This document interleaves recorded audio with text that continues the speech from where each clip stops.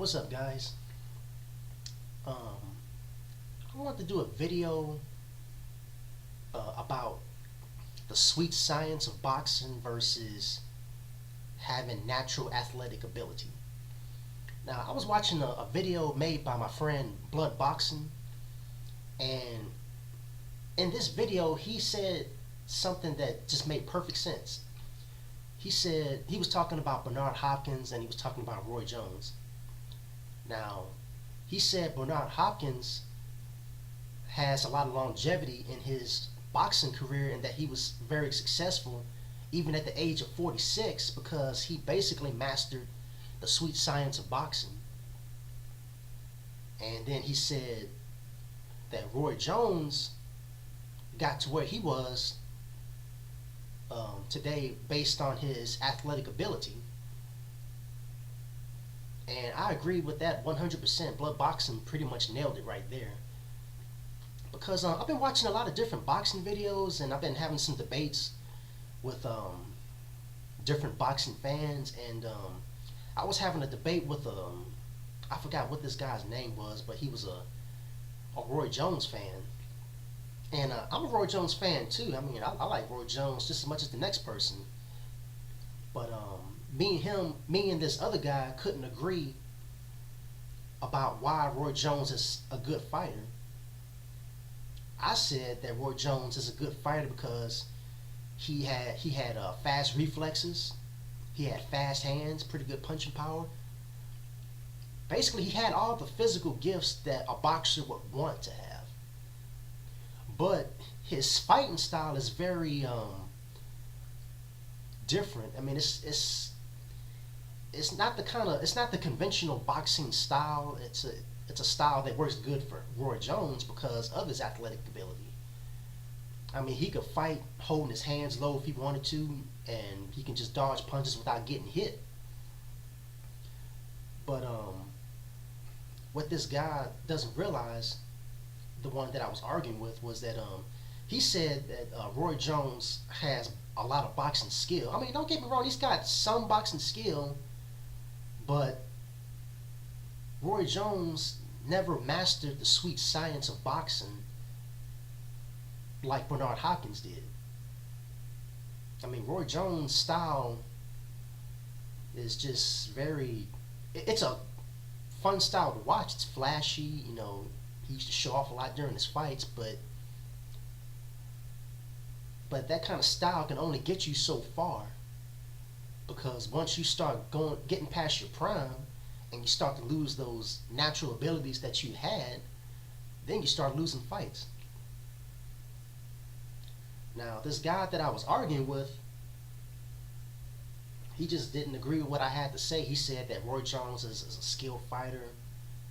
I mean, he did say that Roy Jones has passed his prime, which we both agreed on, but we just couldn't agree on why he was a good fighter.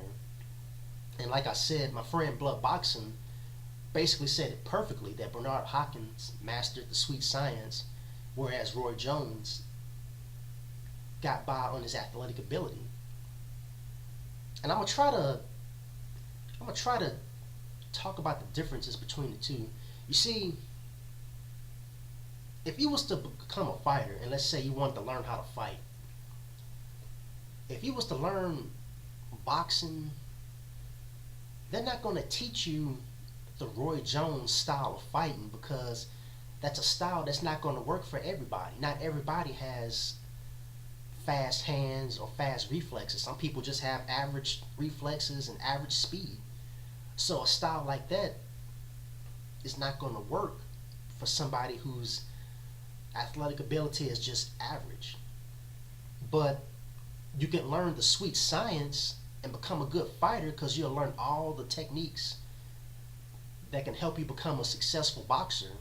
You don't have to be the fastest guy to learn the sweet science. I mean, having good defense can probably get you further than having fast hands.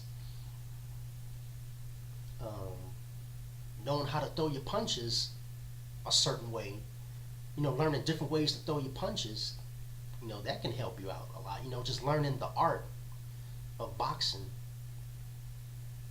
basically, it looked like Roy Jones just kind of came up with his own style. It works for him. You know, you got some fighters that use a style that's unconventional, and basically that's what Roy Jones did. He used a fighting style that's unconventional, and it worked for him. But it's not going to work for everybody because not everybody's going to have his God-given physical ability. Like look at like I said, Bernard Hopkins. He's not the fastest guy. I mean, he's not slow, but he's not fast. You know, his reflexes are pretty good.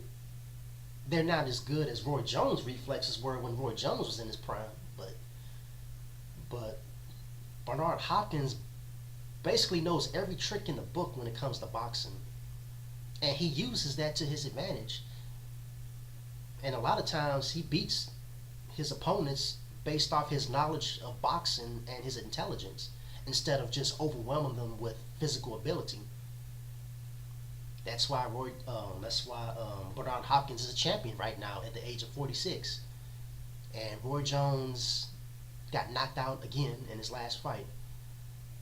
I mean, Bernard Hopkins is doing very well right now, whereas Roy Jones is, let's face it, he's not doing too good.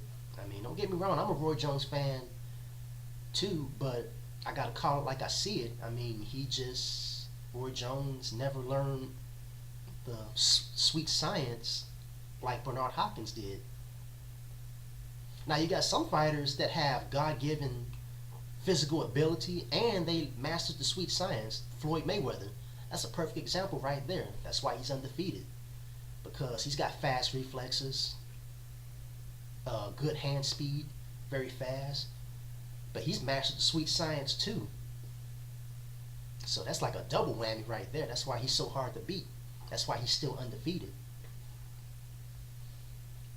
So I hope this video kind of helps certain people kind of understand the difference between the sweet science and physical ability, because some people seem to think that having physical ability is a skill. You can't learn how to have fast reflexes. You can't be taught how to be fast. I mean, either you're born fast or you're not. Either you're born with good reflexes or you're not. But when it comes to the sweet science, that's something you can actually be taught. You can learn that. That's something that anybody that wants to be a fighter can learn. So I hope this video will give some of these boxing fans that seem to get the two confused a better understanding. And that's all I got to say about that.